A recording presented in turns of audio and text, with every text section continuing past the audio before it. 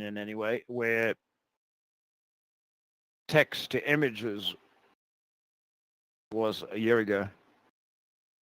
Yeah, well, it's the next step basically. So I mean that's clear. Anyways, and people know that GPT-5 will be about video. They already said that, so everyone wants to keep track. In any way, where text to images was a year ago. I guess future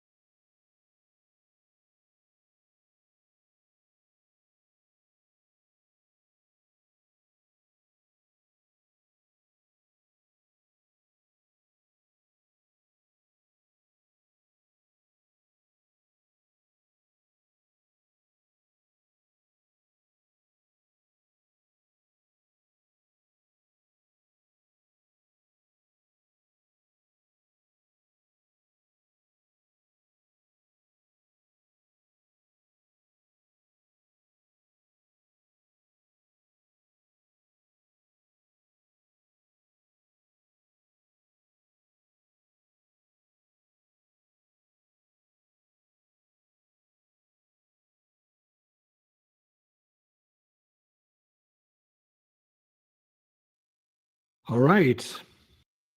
Great. Well, welcome to the show, to the Virtual Film Company's studio on Spatial I/O. We meet here every Wednesday at noon Eastern Time to talk about matters related to the metaverse, virtual reality, AI, and technology in general. And today we're going to be talking about avatars and the Virtual Film Company's avatars studio on one's life, how avatars can be made, and some other cool stuff. So stay tuned.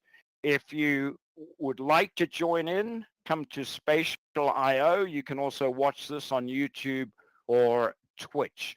We are a non-profit based in Michigan. And so if you like what you see, donations are always appreciated, as well as likes and follows and just getting involved with us. So let's go ahead and start. Yep. So that was my jump in anticipation. So as I said, today we're going to talk about avatars, and they're also known as doppelgangers. And interestingly enough, when I mentioned this to Chris, who's one of our team members, one of our founding members of the Virtual Film Company based in Germany, he said, "Oh, that's a German word. Are you sure that it's used in English?" And yes, it's a word that I think is becoming more common as people struggle, I think. I mean, some people relish the fact that they can have another identity or many identities. I personally, I've accepted, I think, who I am in virtual space, if you will, but it still feels a little bit strange. So thoughts, Chris? I think the funny thing here is that in Germany, a doppelganger is a person that is a lookalike, basically. Like if I tell you you have a doppelganger, it's like there's a person that looks exactly like you, so you are somehow copied or whatever. I guess that, well, when we talk about virtual avatars, yeah, they might not be always a doppelganger. They might not look exactly like you look in the real world. But there is a lot of room for discussion, in my opinion. Why do we need that? What are we doing with this? Is that a copy of ourselves or, well? No, exactly. And you bring up, a great point there that, I think if you look up the definition probably does say exact copy, but, is a avatar that doesn't look like you, and we'll, get to some of the issues related to, society and things like that in a little bit, but isn't an avatar that, no matter what it looks like, it's still you, right? So it's still a copy of you psychologically, right? I mean, isn't that the important part? Or Yeah, that's exactly what I was thinking about. Is it a doppelganger of your mind, right? Like you control it. So it's the virtual self that is running around in VR chat as a giant cat or a tiny mouse and bugging people. Yeah, might be. yeah, and that's always interesting to me to see people in VR chat as you say, a mouse or a pencil or something like that. It definitely gives one a different perspective. I remember turning into a little squirrel or some little animal and not realizing it and thinking that there was something wrong with my Oculus Quest, which I was wearing at the time, because all of a sudden everything around me was massive. It was giant, and finally dawned on me, well, you're a little squirrel. So that's the world view of a squirrel, is that people look big. So, with this, increase in interest in avatars and AI, we're starting to see a move to animating these avatars. which extends beyond us assuming an avatar. And so, here on the screen, just a few examples. There's an AI text to 3D character engine that's been developed by a company called Taffy. It's in beta, and one can join the beta. This is interesting. Jennifer Lopez, I'm sure everyone's familiar with her. Company is using a photo. She's been scanned basically, and the avatar has been created of her. And what you can do is you can organize a cruise party and have her invite your guests, or her avatar, her doppelganger, invite your guests. And so, they'll think that Jennifer Yeah, wait a Lopez is second. speaking to.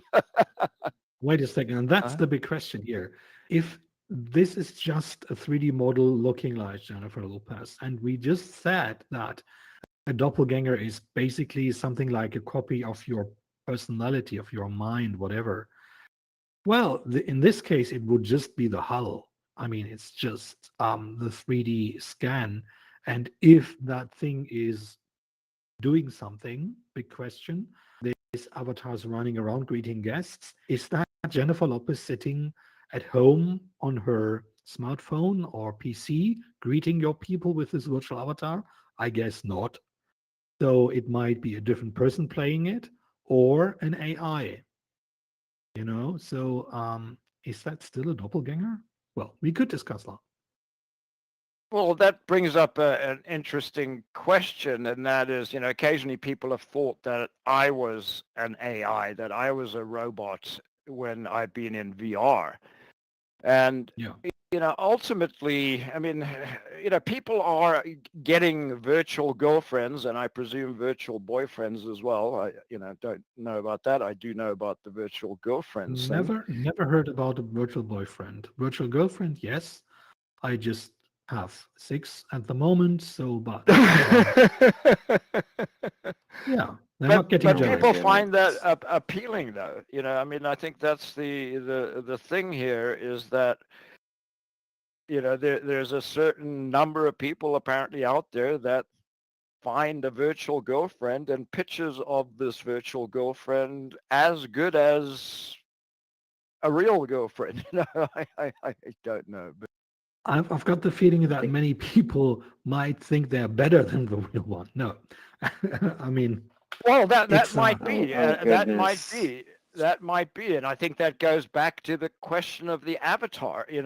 You can assume anything that you want, and perhaps you're assuming something that's better than you, that you're not happy with your yeah, the way you look, or the whatever. And in virtual reality, or in a number of games, even 2D platforms, one can create an avatar that basically allows one to express who one thinks one is. I think maybe that's a good way of putting it.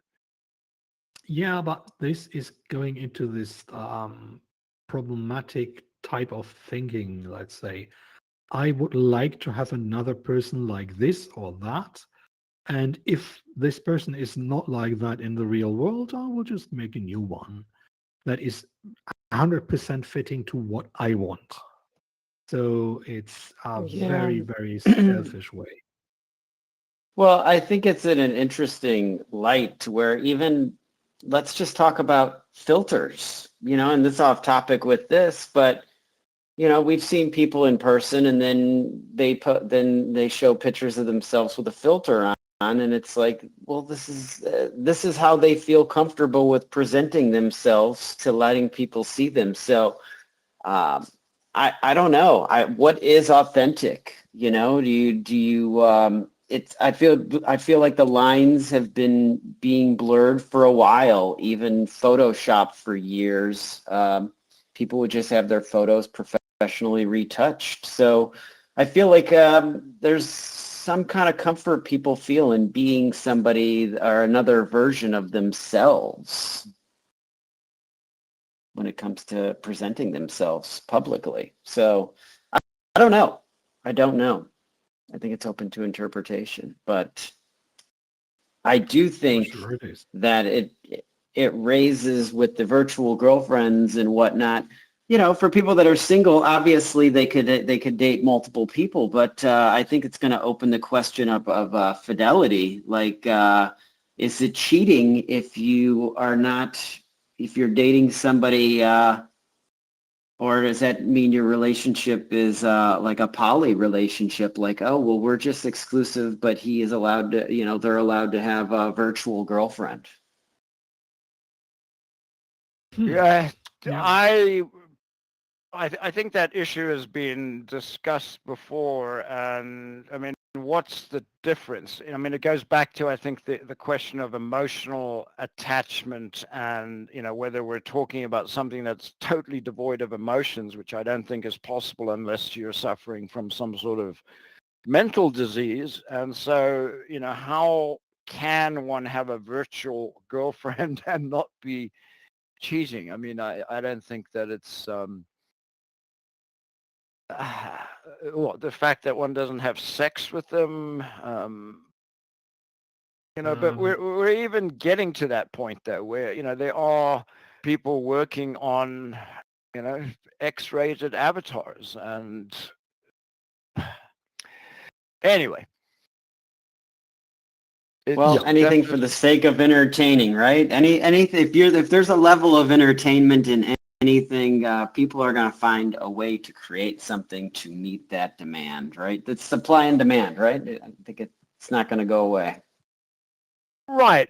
And, Probably. I mean, I think it's the same thing with pornography, that, married couples, have a problem with that, if one of them is looking at pornography, in most cases, it's, not thought to be appropriate. But,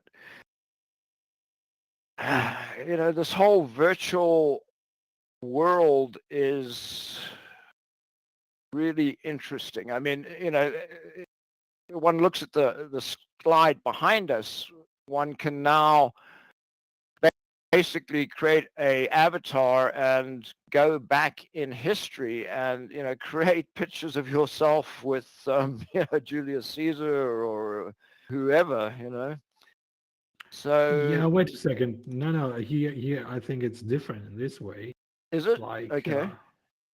Because under my heritage, it's more like you're making pictures of yourself, but as an ancestor, because they are researching on your ancestors and they find out that your ancestors 1,000 years ago or whatever, they were Vikings.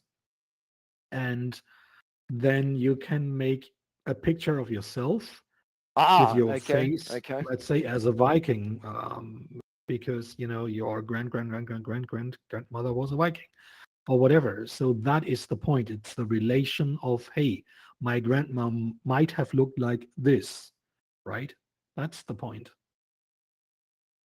This Interesting. thing just seems like a movie to me. Like you could make an entire movie about like somebody telling their story of the past, and it could be like they're selling people. Yes, I've researched my ancestry back 1,000 years, and look at my great descendants. And that could be a really, I think that's a movie right there.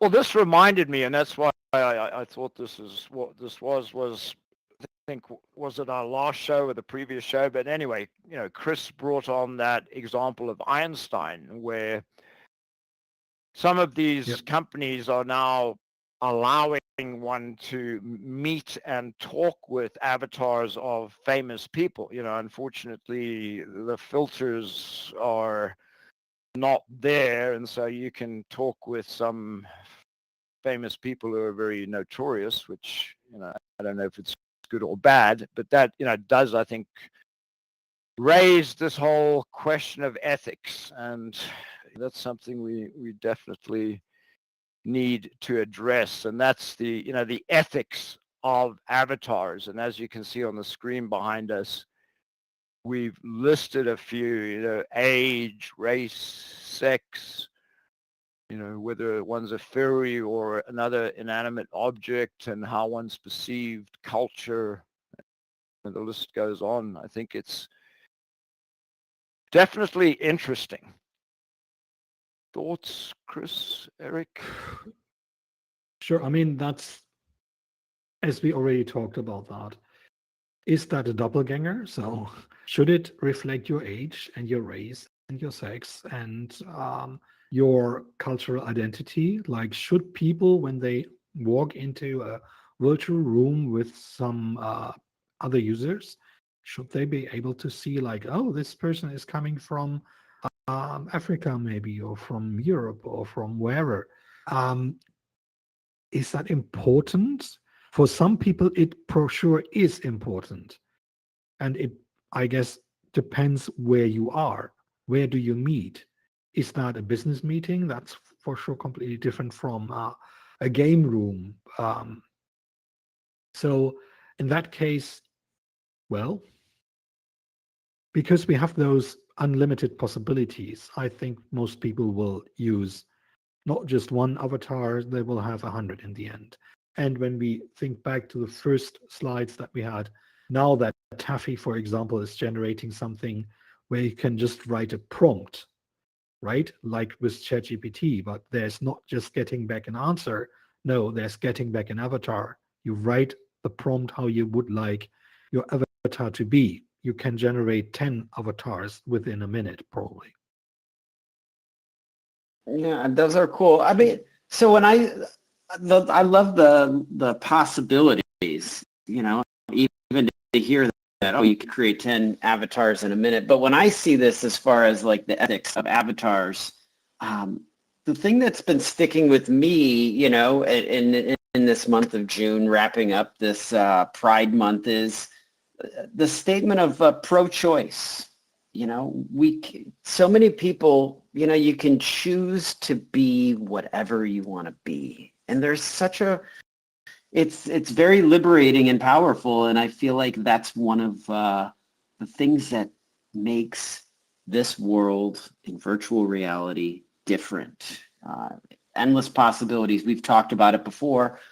People who are unsure of who they are or what they're all about, I think that this is going to be amazing for them to go on that journey of learning out how to be themselves. And how awesome is it to be, you could be a superhero. You could be all of these people that you've watched in movies, TV shows, and see what it's like to be them for a day, whether it's somebody of the past. This is a real power that we have in the future. Yeah, but you know, it I mean, I have to agree that it allows for experimentation, but I think that, you know, there's lines here where, uh, you know, I think it's okay, for example, in most people's minds for someone to experiment with sex, you know, to be, and that was interesting to me. I assumed a female character once, and it was very uncomfortable for me, but it was interesting to have that experience, just like it was to be a small, furry animal. But, you know, I wonder if, you know, it's at all appropriate to assume the skin color, you know, I mean, to, you know, say that one is, you know, of a different culture. I will answer. I know where you're going with that, John. Honestly, like, I feel like if we're going to really have a pro-choice environment and you could be a furry creature, I think you could be whatever color you want to be here. You know, whether it's purple, whether it's yellow, like I felt like in alt space. A lot of people assumed just the color that they were, it seemed like, for the most part. Maybe some people wanted to have a little bit more of a tan than they would normally have. Uh, to me, I purposely wanted to be yellow only because I felt from an animated standpoint, there was a connection with The Simpsons, and what an honor it would be to be a guest into their realm. So I felt like embracing a color that when you're that color, nobody really knew what color you actually were other than based on your voice. So I don't know. I think that if one thing is acceptable, everything should be acceptable, and that's part of this new frontier. Um, I did get a question coming in on the feed here. Somebody asked the names of my virtual girlfriends.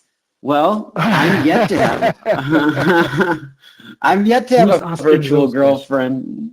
I don't know, somebody from the audience. So my question is, that's currently a mystery. I do not. I'm single, and I'm actually open to finding somebody to date. So if you're out there as a virtual girlfriend, I feel like part of the dating process, why not be open to dating a virtual girlfriend?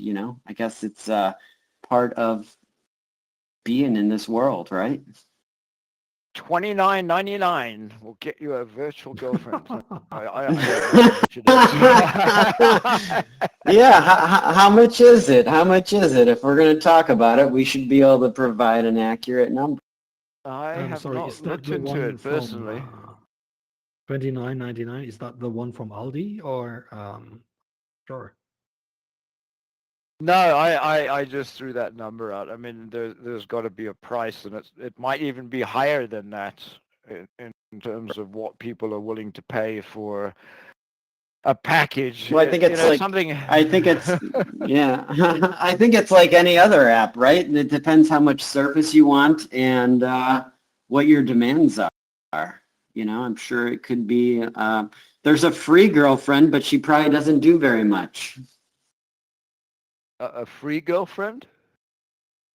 You know how a Now lot he's of the getting programs work, interested. I would imagine. Oh goodness. I would imagine the programs, like usually the free version of an app, it gives you just enough to where you know that you're going to eventually have to pay. Right.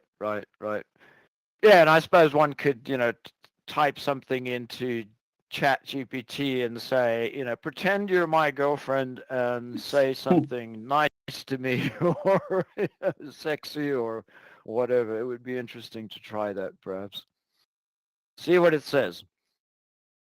Anyway, any other Yeah. thoughts on, on this topic? I mean, I still don't agree with you because I think that, I think assuming a color of a fictional character and, overdoing the colors like being green or whatever, nobody cares about that. And in fact, I mean, that allows one to express oneself in any ways. But, it's touchy when it comes to pretending, I think, to be a person of another race. I mean, that's the part that I Yeah, find but that's disturbing like, anyway. to me, that's like having, speaking in with a Scottish accent or a British accent and not being British, and doing it poorly. Sometimes these people are insulted, when you try to portray them. So it's like, I don't know. The more it goes on, it seems like, I don't know. I think that if we're going to be pro-choice with being anything, like, um, being who you are, I think when it goes down to is, there's some derogatory words that are just, I think, just full on offensive, even when I hear them when whoever's using them. So I don't know. I think there's always going to be some gray areas within these realms, but I don't know. I feel like this is that place that you could be another color and just to see what it's like. Just like, okay, it's okay to assume to be another sex, but it's not okay to assume to be another color. Like, to me, that just sounds absurd, honestly. I mean, I don't know. I mean, I immediately think if you, suggest that one can know what it's like by assuming another color in VR, I don't think there's, that's really based in reality. I mean, I think we're a long way away from knowing what it's like to be a particular or of a particular culture by being in VR. I mean, unless we pretend we are of that culture and we, integrate Okay. ourselves into those groups, but that's living a lie. I mean, that's well, well, to me in virtual, I don't know. And to me in virtual reality, I think part of the existence here could be to create other cultures and the heritage, and all of them are different. Even if you go to Europe, it's doesn't matter what race you are. When you go there, it's different because you're in a different culture. I think we can create a lot of those different worlds and cultures, and the more you can kind of blend in with it, the more you can have an authentic experience of what it's like to live into those cultures. So I don't know. I think it's important for us to be open-minded for all this stuff. I think that I don't know. I'm yet to assume the form of a female in virtual reality, and I see that people are doing that. That's kind of like saying, is that okay? Are they truly seeing what it's like to be like a woman, or do they need to dress like a woman in real life to actually only experience that? I don't know. I think this is a very, obviously as controversial subject as we can get within this realm, but I don't know. I don't know what the answer is. Pro-choice. That's what the answer is. Yeah, but it's not really pro-choice because it's, if we look at the real world situations, it's okay to, if I decided tomorrow that I identified with a woman, most people would be okay with that, right? If and this has happened where there's been people that, have lied that they are of Indian descent or African American descent, and then it's later come out that they've lied, but they've said that, well, they identify with American Indians or African Americans or whatever, but that isn't acceptable. Okay, it's like, no, you can't. You're a white person and you just can't. So there seems to be a line in terms of what is acceptable, and whether that, and this is in the real world, so whether that line exists in virtual reality or not, I don't know. It's definitely, it's open to interpretation. I guess what's resonating with me is the reason why I say pro-choice is it's just what's resonating with me as far as an opinion, to where so many people feel like they want to live life the way that they want to live it. And I feel like, even with drugs, they're becoming more accessible for more people, and people are being able to make a choice if they want to consume these, like cannabis. You go back 10 years, like you were getting in trouble almost everywhere. There was a few places that you could possibly use it for medical use. And now we're seeing this as half of the country. Like if you want to consume marijuana, you can now. And to me, it's a choice now. Now you're not going to get, Sorry, I think we're getting a little bit off topic. And I just can tell you that if you pro-choice, if you're living in Holland, you could have smoked as much weed as you wanted to. But we should maybe come back to the avatars. Maybe they do smoke. I have no freaking idea. well, yeah, I'm not trying to give those examples. Go ahead, John. Well, I mean, sort of on that topic, and Chris, will get back to our main topic, but there are people that are working on ways to get high virtually. So let's leave it at that. I'm sure back to avatars, right? Yeah. So yeah. So what is our next slide here? So applications to use to create avatars, and this was, when we put this together, we looked at a number of applications. A couple of us here at the Virtual Film Company have preferences for certain products. Oh, really? And we'll talk about that in a bit. Yes, I think we're a little bit divided, so we decided not to mention certain products by name and try to be as general as possible, right? So, I mean, to me, the first thing that comes to mind when you think of virtual avatars in virtual reality particularly is Ready Player Me. Yeah, I mean, And for sure, when we start with that, Ready Player Me, in my opinion, was one of the first companies really seeing this opportunity of the metaverse, of this connected worlds, and to provide avatars that you can take and implement on different platforms like VR chat or spatial or whatever. So it's interchangeable, and that is really cool. And in at the moment, I would say it's the one company that understood what probably is needed. An easy way to generate avatars that people just can click together and use it anywhere. yeah, and I think, I mean, what you said there is, it's something I wish that Meta and, while Allspace VR was in existence, that they just basically said, yeah, let's, go with Ready Player Me, because it does provide you with this. And we talked about this a little bit in the beginning is, should there be consistency in an avatar? Should you be able to recognize me from world to world? And, my personal opinion is yes. I want to be unique, but Okay, I also mean, yeah, recognizable. yeah. And then Ready Player Me for sure is a very good choice for you.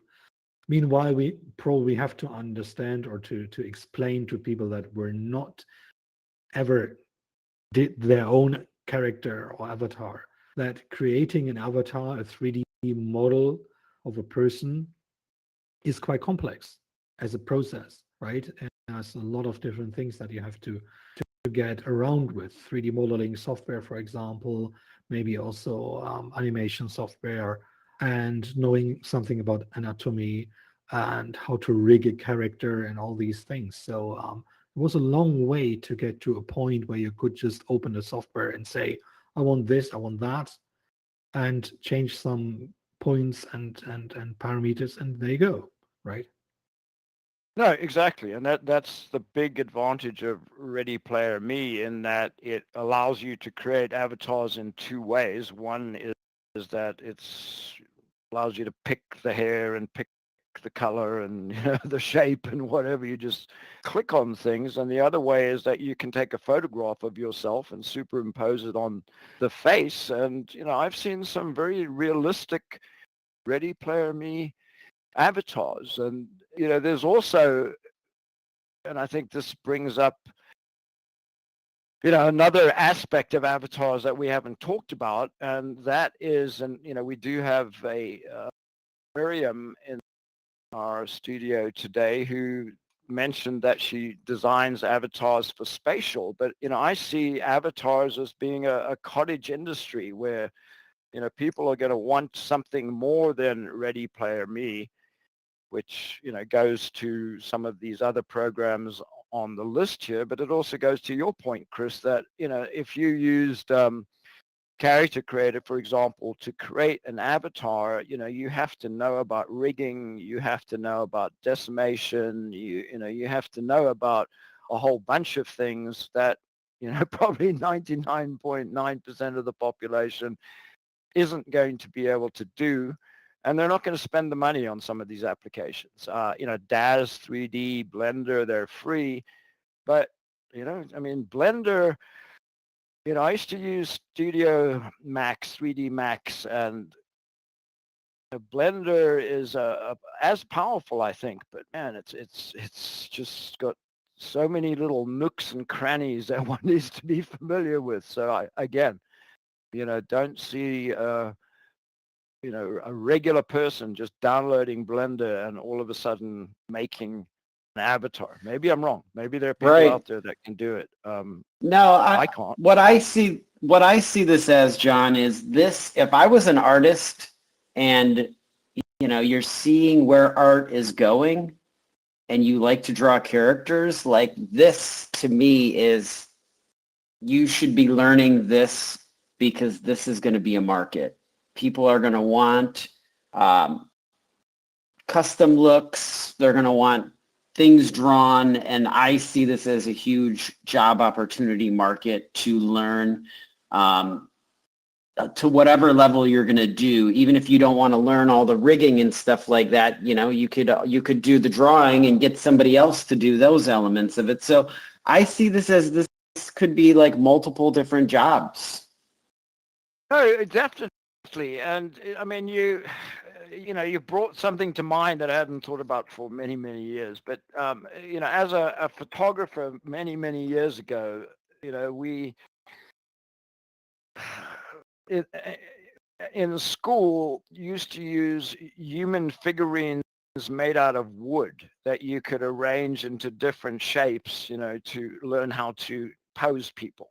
And, that's gotten to a point where, in fact, yesterday I attended a seminar where the artist, and we're talking about a traditional artist that uses, paint and stuff like that, generated an image in Midjourney and used that image as, his template basically. So, instead of using that little wooden figure to, arrange poses and then paint from that, people are now, painting from Midjourney. So. And they can probably get some colors from the color palette there. You can probably transfer like, oh, I really like that color that they came up with in the Midjourney. And then they don't need to hunt for a color. They can just grab that color from the paint palette and be like, okay. And then I'm just recreate, they're just modeling it, which could be great.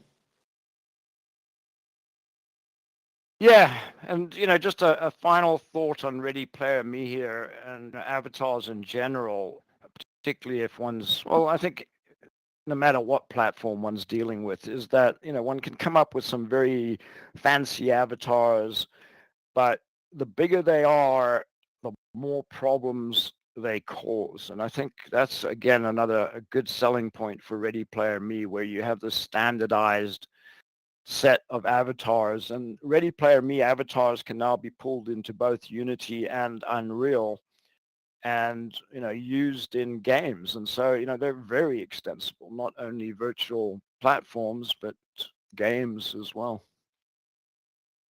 Another interesting one on the list. So, go ahead, Chris. No, I just want to say, that's with a lot of things in life, like with a real girlfriend. If she's 5 meter tall, the bigger she is, the more problems you have to move her around or whatever. Oh my goodness. Oh, all right. Sure. Well, yeah, I mean, obviously. It is. Yes, but thank you. Just to come back into that, we're always talking about Ready Player Me, and I think it's for sure one of the most valuable platforms at the moment. But you can also easily get something out of Mixamo as well. Like just choose something and download it. So they are limited, but quite some things in there for free. Mixamo is from Adobe. You need an Adobe account, but you don't have to pay for anything there. But it's good point. Millions of elements on there, for example, right? Like Blender is open source, also for free, but very complex. Make Human is also a quite good tool that is also for free and also open source. So and it's easy to handle, basically. But you have to import your results into another software like Unity or Unreal or 3D Studio Max or Blender in the end. Right? So you need to go through some processes afterwards. Yeah, and that seems to be, go ahead, Eric. No, I thought that was a great breakdown of all of those overviews of each one of those. John, sounded you had a question though. No. I was basically going to say the same thing. I think it's, Mixamo and Mixamo is good for general avatars. One still then, needs to be able to pull that avatar into whatever one is using, which does take a certain amount of skill, while again, Ready Player Me, basically you select the platform after creating the avatar, and, they've got an extensive list of platforms now that they support, games, platforms, and click on it. and it's accessible. It's but as we Right. said, I think that definitely a market for avatars, and I've actually looked at Fiverr where people are getting. I saw one person was asking like $300, I think, to create a custom avatar. So there's definitely money there, but again, they need to work. Yeah. What? If you do it in detail, it's a lot of work. Yeah, like the person that was here at the end of the last show, like the detail that some of these avatars, I don't think people, the detail is so amazing that I could see that one costing a few $100. But if you're gonna create a character, it's worth the investment. So we've got a lot to cover, though. This has been really good, this topic on the avatar application. Chris, great breakdown, and John as well. Yeah, so on the screen now we have a avatar that belongs to one of our founding members, Jolly, and Jolly, if you want to talk about it, that'd be great. But what this is an example of taking an avatar. I don't know, most of you remember AltSpace VR, and what Jolly did was he took his AltSpace VR avatar and converted it into a character creator avatar, which now can be exported and used in Unity or Unreal or whatever. I mean, you could just export it as an FBX and pull it into anything. And so this, to me, is a great example of just how an avatar should be. And so it goes back, in fact, I think to Ready Player Me, is that provides the same functionality. Jolly, did you want to say something about this, or no? Okay. I think you've been covering everything well, but I'll just say a few words about avatars being your identity online. And I think you could change your gender or even race without being disrespectful to anyone. And if you didn't speak, no one would ever know. But if you wanted to change your gender, your voice would let you down. This avatar on the screen is my favourite avatar. I've had only 3 in total, but anyone's free to have as many as they like. They could be a different avatar every day if they wished. This was my favourite one, which I wanted to preserve as a character, which in theory will last forever. He will never get older. He'll always look the same and can act in various medias, online or film or animation. So it's my favourite avatar. Excellent. Yeah. No, it's definitely nice. I don't know if, let's see if the audio will play. Can Nope. No sound.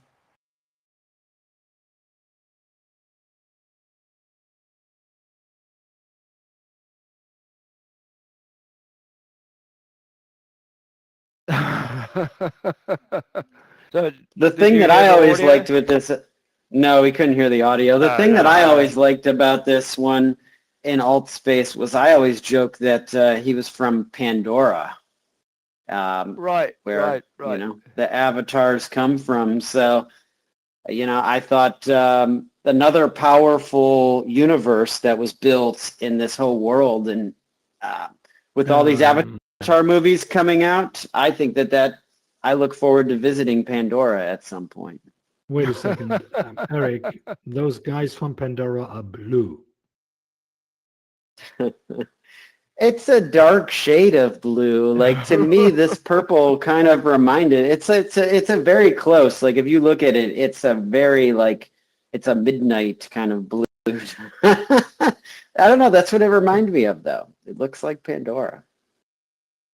Maybe it's another culture of the people in Pandora. They could crossbreed with some other people and then become slightly purple. To go from blue to purple, it's got to exist over there, I'm sure. We will send this video to James Cameron and ask him what's correct or not. Right. Okay. Okay. But, it does. I mean, one of the things I liked about what Jolly said was, that he only has 3 avatars where, other people have, I mean, I don't know what the record is, but many, many, many. And if you look at VR chat, for instance, I mean, you can have hundreds. And, I again, just, wonder about the psychological impact and given audio technology today, I mean, I don't know if it's possible to change one's voice to the extent that if you're a male that you sound like a totally realistic female, but I think we're probably getting there as well, where not only are you going to be able to look like whoever you want, but you're going to be able to sound like whoever you want. And definitely an interesting time. And I think the obvious progression from this is when the avatars become our real life robots that live in our house, and we can now have an android that does things for us in real life.